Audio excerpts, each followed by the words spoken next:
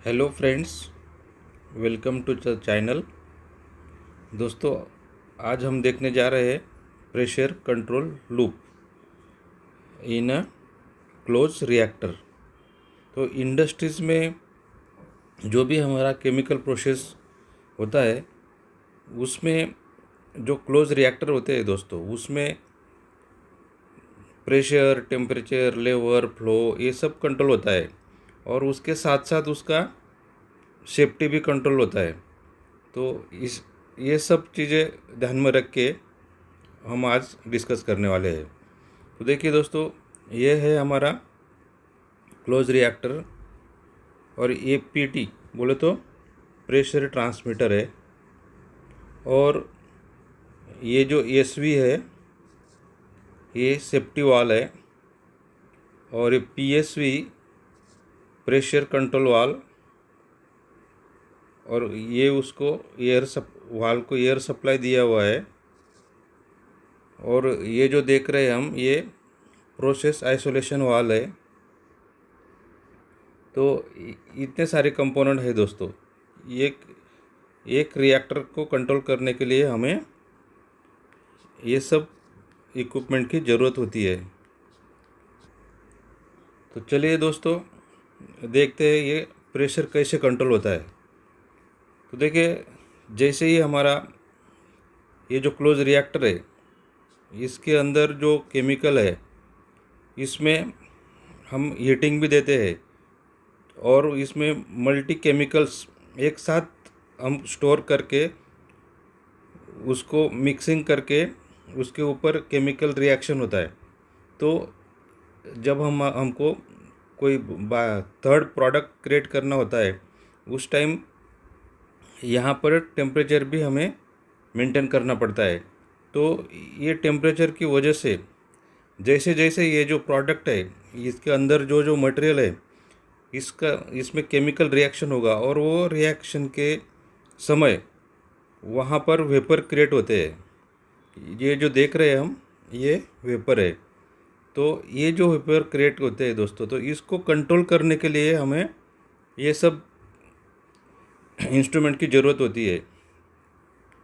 जैसे ये ट्रांसमीटर हो गया, प्रेशर कंट्रोल वाला हो गया, और ये कंट्रोलर है, पीआईसी बोले तो प्रेशर इंडिकेटिंग कंट्रोलर। ये हमारा डीसीएस भी हो सकता है या पीएलसी भी हो सकता है और स्कैडा सिस्टम भी हो सकता है।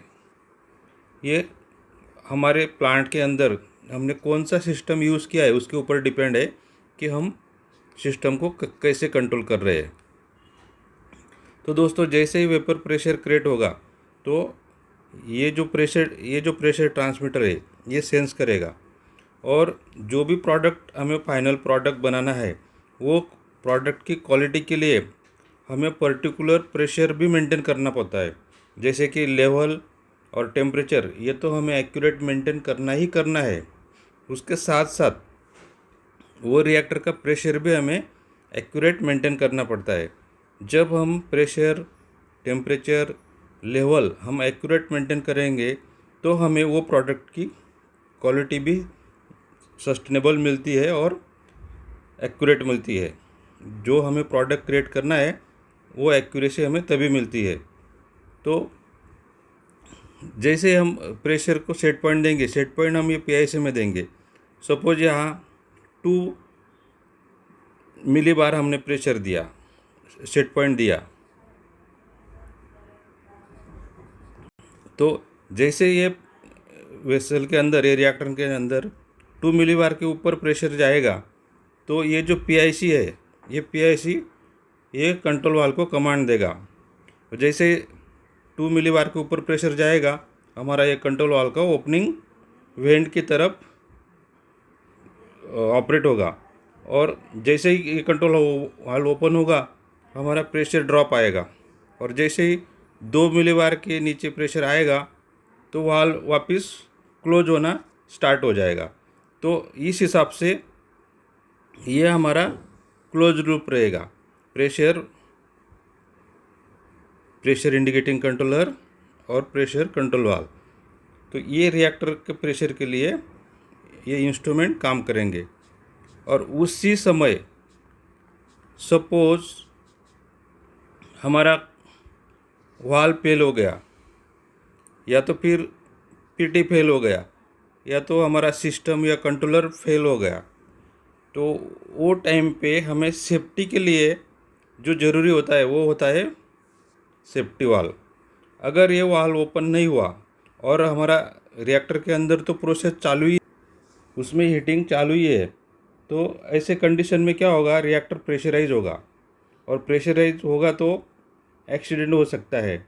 और बहुत सारे प्लांटों में यही वजह से एक्सीडेंट भी हो चुके हैं दोस्तों।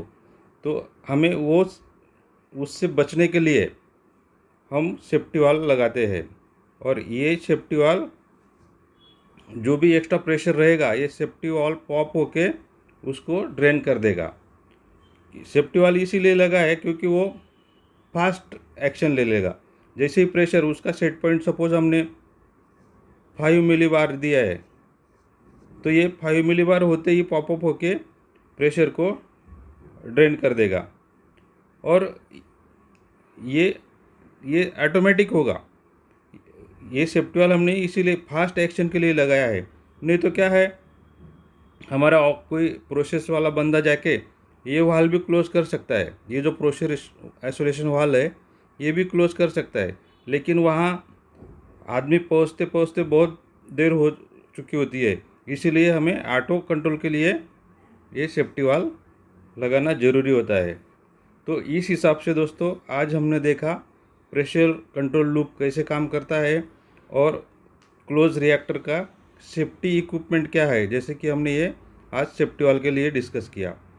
और ये सेफ्टी वाल्व हमें टाइम टू टाइम कैलिब्रेट और टेस्ट करना पड़ता है दोस्तों, क्योंकि ये हमें प्लांट का और रिएक्टर का सेफ्टी के लिए लगा हुआ रहता है। तो दोस्तों वीडियो अच्छा लगा होगा तो लाइक करो, सब्सक्राइब करो, कमेंट्स करो और शेयर करो। Thank you.